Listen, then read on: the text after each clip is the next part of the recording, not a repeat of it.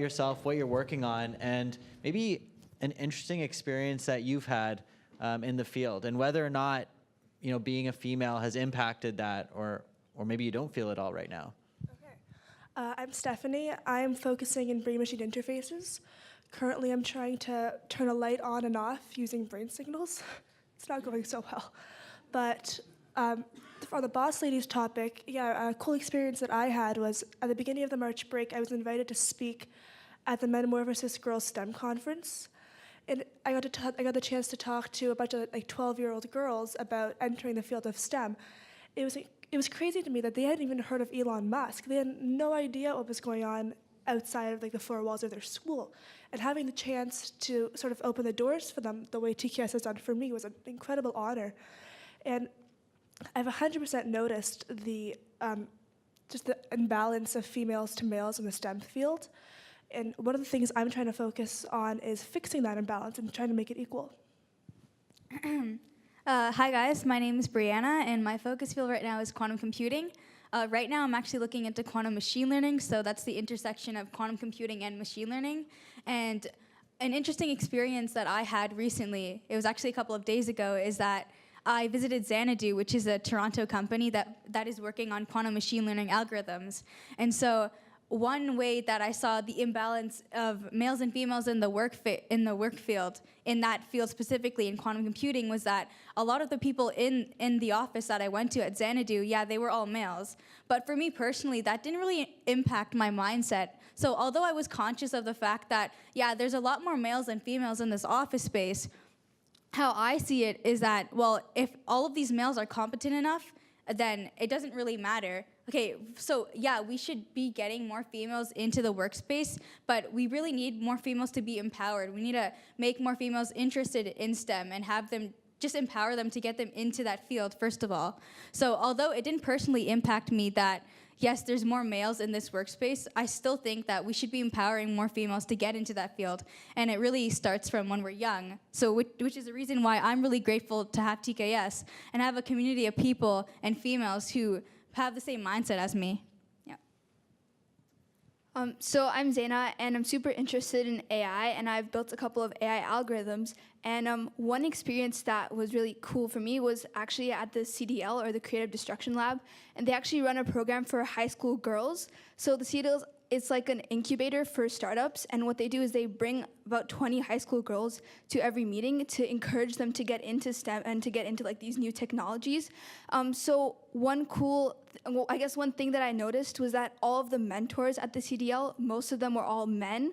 But for me, I guess being in a room with all men, or being in a group with all boys, doesn't really affect me, because kind of like Brianna, I've been with boys my entire life, in middle school and even in high school. Every time there's an assignment or something to do with coding or technology, I'm usually the only girl there anyways. So for me, it doesn't really affect me. But I do definitely agree that we definitely need a lot more girls and a lot more women to be in this field and get empowered to come into technology. So I think the word that I think all of you used was empowering, right? So what do you think are some ways where we can empower more young girls to pursue these types of fields if that's what they're interested in?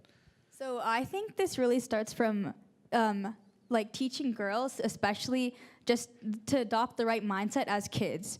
So the way that females are brought up as children, especially as us, we've all had these experiences where we see the inequality in opportunities that males get, that our brothers get in our families, that us females can't do. And it's simply because we are a girl that we're not able to do these things. For example, I know my family specifically, my mom isn't as protective, but I've heard a lot of stories from my friends where they're telling me about how, oh, this is so unfair. My younger brother can go out and meet new people in Toronto, but I can't because I'm a female. And so I think one problem that a lot of mothers and fathers, they do is that they really shelter their children, and they shelter their children so that they take less risk in the work field. And if you're having your child develop this mindset where they think, oh, I can't go out and do this because there's a potential of this happening or another thing happening, well, then you're gonna have your female grow up and she's not going to be able to take risks because she's always had this mindset where she's always thinking of all of the potential things that could happen, all of the things that can go wrong. And that's exactly what you don't want to do, because when you're taking these risks and opportunities, you want to think of all the good things that can happen out of those. So for me, it really goes back to how are you nurturing your children and bringing them up to become these risk takers who want to take on opportunities in their field. Yeah. Yeah, one thing for me is like you have to, when you're teaching your kids, you have to tell them that it's okay if you're the only woman in the room with all of these men. It's not going to affect them in any bad way. In fact, it's a good thing if you're the only woman with all these men. That means you're as smart as all these men. You're compatible with all of them. So for me, I'm like, I don't really care if I'm the only woman. In fact, it's better if I'm the only woman because I have unique ideas against the men, or like I'm as smart as them. So that's kind of how I think of it. Yeah, I think the key is to start young. At the Met conference I was speaking at, the target audience was middle school girls, because if you target high school girls and university girls, they're already in their fields, they're already set in their ways, but younger girls, you can sort of mold the way they think. And I think there should be more opportunities for the young girls to get into the science field, like sort of opportunities that are only for them, just to nurture them as they grow up, just to get them into the field, and then after that they can take from it what they need. Cool. So what are some things that your parents have done to motivate you? Because it seems like you have, a higher risk tolerance than other people. Like Brianna, you're talking about risks and how your mom was actually a little bit more flexible with you, which probably led you to do interesting things like be confident enough to compete. She was also at the Rigetti Hackathon in Berkeley. And if I was, regardless of I'm a guy or girl, if I was 14 years old, I'd be super scared, but you were really confident. So what are some of the experiences that you've had to help develop that kind of really strong mindset that all three of you have? So I think my parents have played a huge role in me developing to become as confident as I am today. And I think the one thing that really helped me is that they sort of just put me in situations where I thought that I couldn't do things, and they're just like, okay, deal with it, So you're in the situation, you have these circumstances, now sort of just figure it out. And one story I have that I remember is when I think I was 12 years old. And so I was connecting between these two flights. I think we just came back from Japan or something with my sister. And it was a trip with only my sister and I. So none of my family members were there and it was only me and my sister. And my sister, she had to go back to work in Miami, but I had to go back to Toronto to go to school. And so I was connecting from, I think, Texas to Toronto to go to get like my final destination. And as a 12-year-old, I was so scared to walk in an airport by myself because I have absolutely no clue as to where I'm going. And that's just one instance where I was just put in the situation. I had these circumstances. I just had to figure it out. And so just having that mindset, though, that like, okay, you encounter a problem and now you're just gonna go do it and find a solution. I think that's really important to just have your children just be in those scenarios where they just have to figure things out themselves, because we have a lot of children and they're sort of baby fed the solution to problems, and that's not the right way to do it. No, for me, I have a brother, and I think the best thing my parents did was they didn't treat us any differently just because he's a boy and I'm a girl. They put me in the exact same situations as him, and I wouldn't say they nurtured either of us more. It was just identical treatment all the time, which kind of led me to grow up believing that there's really not big of a difference between being a boy and being a girl. And I think that's the biggest thing that's helped me have the confidence to come up here and talk to you all today and do all the incredible opportunities that I've been given through TKS. Yeah, I think my story is pretty much the same as Stephanie's. My parents, I have a younger brother as well, and we've pretty much done like the exact same things. Like we both played guitar, we both played piano.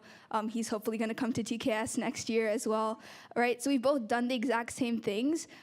So I kind of feel like it's the same, like it doesn't really make a difference. Okay, so before we close off, what would you say to young girls that are interested in these types of emerging technologies and sciences to inspire or empower them to, start working hard in these fields? Well, I'd say you have the exact same resources that I do. We live in the internet era, and I can Google whatever I want and get the answer. So can you. We all have access to the internet.